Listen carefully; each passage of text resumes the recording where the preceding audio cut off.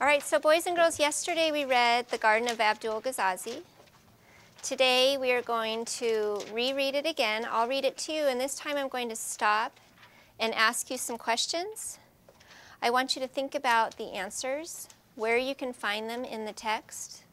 You're going to look at your partner, whisper the answer to your partner, then raise your hand when you and your partner are ready to answer that question. Are we ready to go?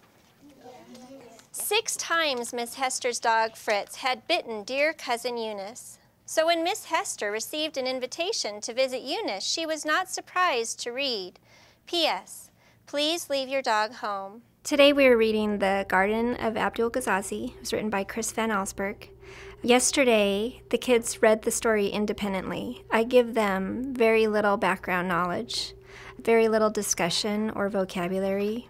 I just let them experience the text cold.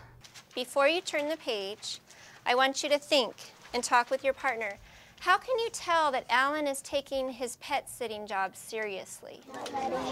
Fritz chew on the furniture. Yeah, because he doesn't want him to destroy the house. Alexander, give me one example of how he takes it seriously. Well, he was not letting him do the things that he liked to do when. Can you tell me an example of what kind of things he liked to do that he wasn't letting him do? He loved to chew on the chairs and shake the stuffings, and he was doing that, but he didn't let him. Perfect. One other question on this page. Why do you think the author mentioned that Alan hid his hat? Talk with your partner. Why do you think Alan hid his hat? Because dogs love to chew on it.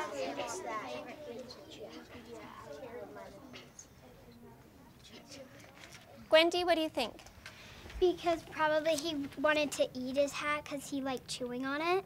It does say that. He likes to chew hats. It's one of Fritz's favorite things to chew. But why would the author specifically mention the hat?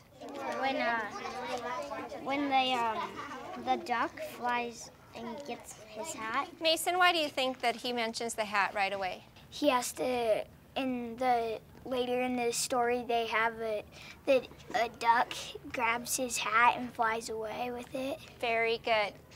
That's something called foreshadowing. Can everyone say that? Foreshadowing. That's when the author kind of gives us a little hint of something that's going to happen later. All right, let's go ahead and turn the page.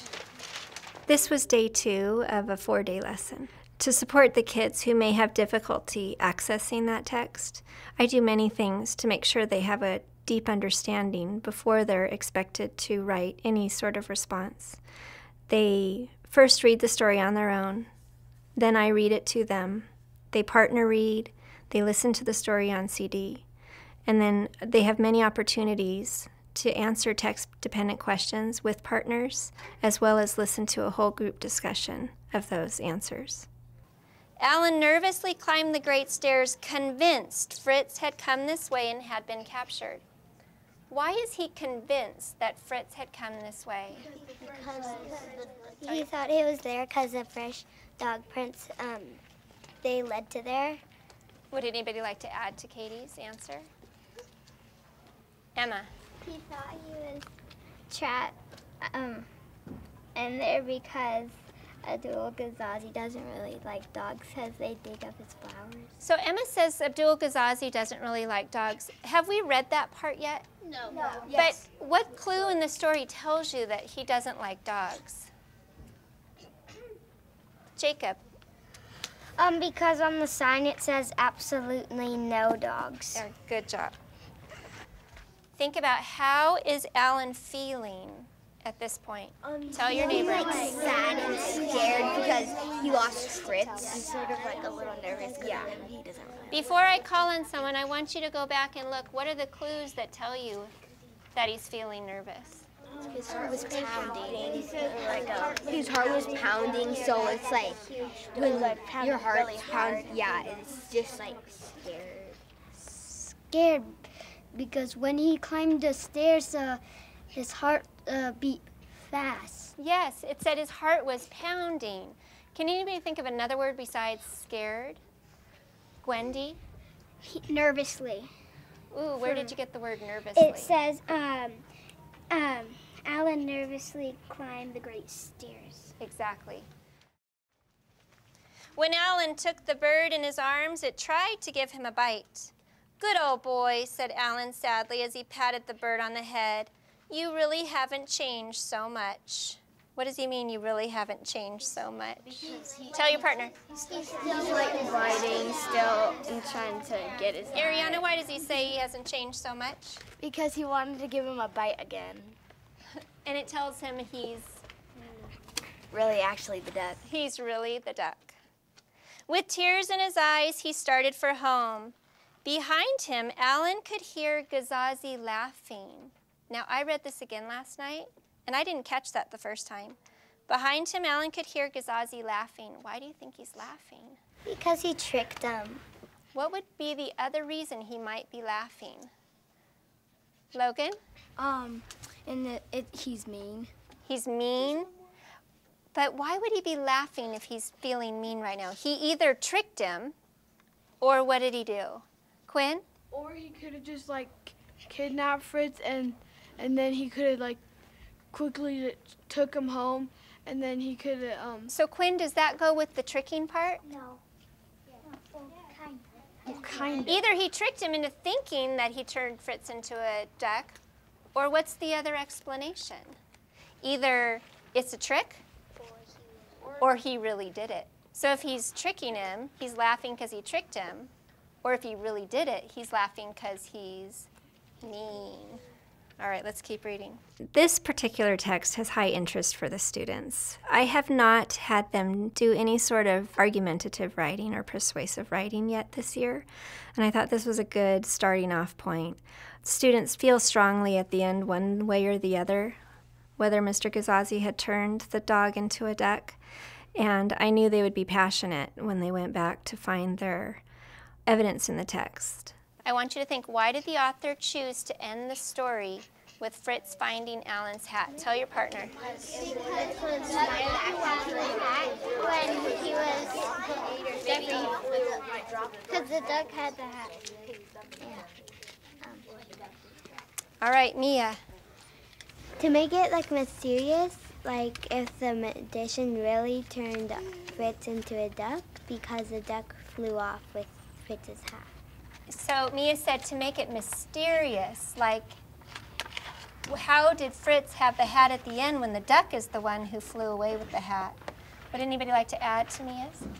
Alexander? Well, I think the author wanted you to know that how Alan lost the hat. Like What? at the end of the story. How did Alan lose the hat? The duck got it. So how did Fritz have it at the end? Maybe we don't know. Dropped it, but we don't know. We don't know. Well, that's our question. That's what the question is going to be that you are going to answer using evidence from the text. You are going to decide, was Fritz really turned into a duck? Yes. Talk to your neighbor for a minute. What do you think? It's a hard question, but the duck, maybe he did, but the duck really bit him, and that was like Fritz. Yeah, maybe he did turn into a duck. Or maybe the duck could have just dropped it. And he said it only lasts a day. Maybe he could have turned it back, but it's nighttime.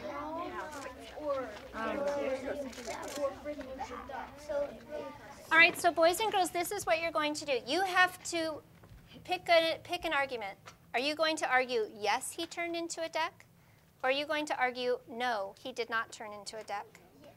What you're going to do now is go back to your seats, and instead of doing sticky notes today, you're just going to draw a light little star every time you find evidence to support either, yes, he was a duck, or no, he was not a duck.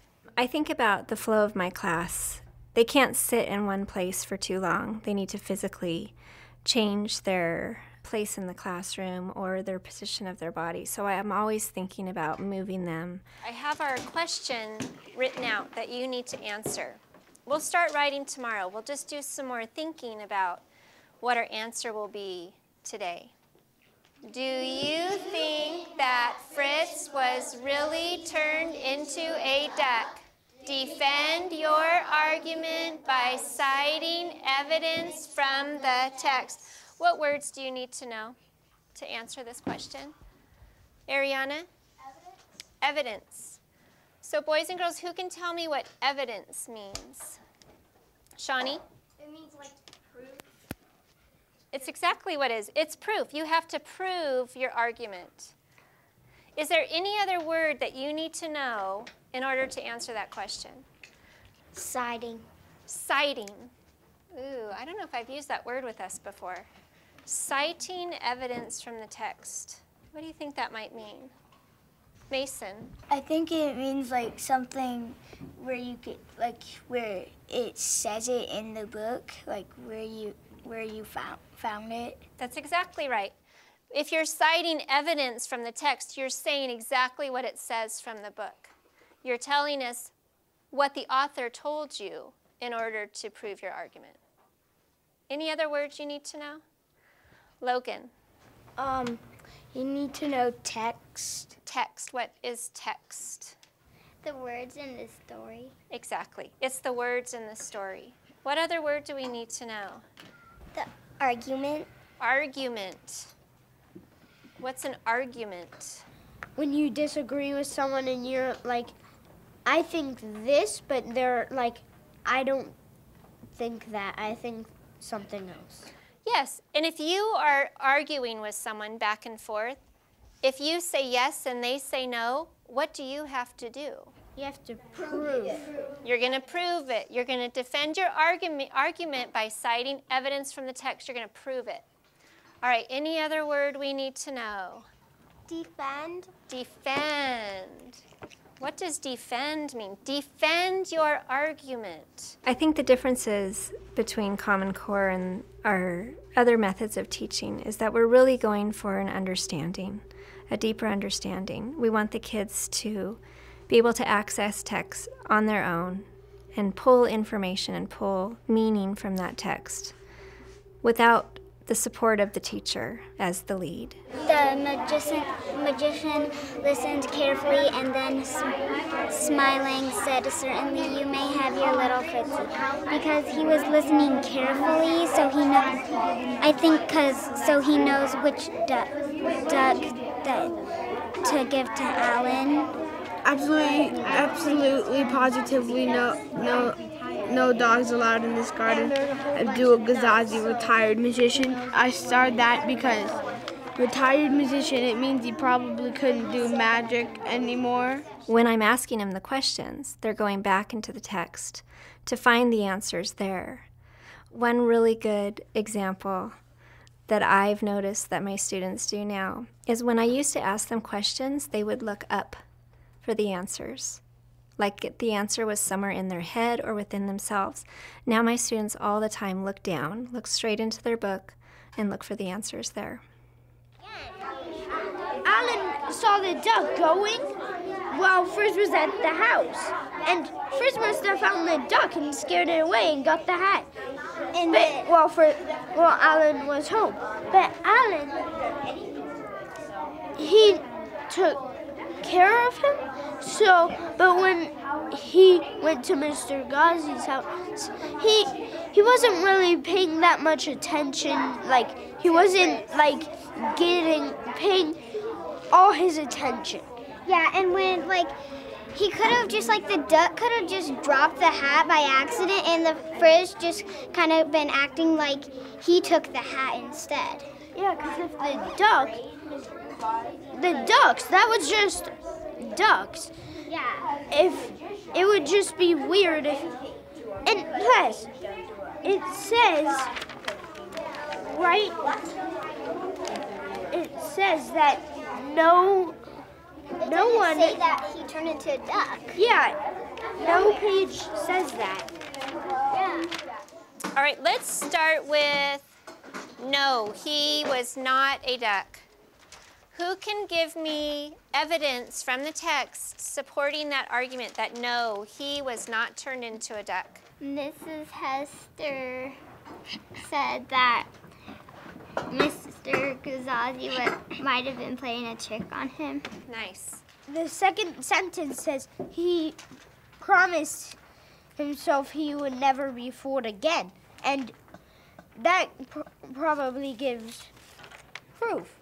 And on page 410, I'm afraid Mr. Ghazi played a trick on you. Nice. On page 410, it says, you see, Alan, no one could really turn dogs into ducks. Nice. Now we're going to switch to yes. Who is arguing that yes, he was turned into a duck? Logan, can you give me a piece of evidence? When Alan took the bird in his arms, it tried to give him a bite, and that's like Fritz, so he could have. You haven't changed so much. And what was it about him that hadn't changed? 'Cause he bit him, and well, he really hasn't changed. Yeah, he bit him just like he did when he was a dog. A gust of wind took Alan's hat, sailing right off his head along. The duck just took it in midair, like Fritz, because Fritz likes hats. So the duck liked hats just Yeah. like Fritz did. Yeah. Tomorrow, I will have them listen to the story again on CD, so they get one more reading before they're required to start writing their response. In third grade, they're still working on that introductory sentence, so we'll work together on changing that question into their first sentence of their response. And then they're pretty good at filling in the rest of their writing with their evidence from the text. All right, so boys and girls, tomorrow we will change our question into our opening sentence, and you will argue, yes, he was turned into a duck, or no, he was not turned into a duck, based on the evidence you find. Who's right? Tomorrow we will find out. You're only as right as your argument. You have to have a good argument to prove that you're right. All right, thank you. All right, boys and girls, you may put your books away.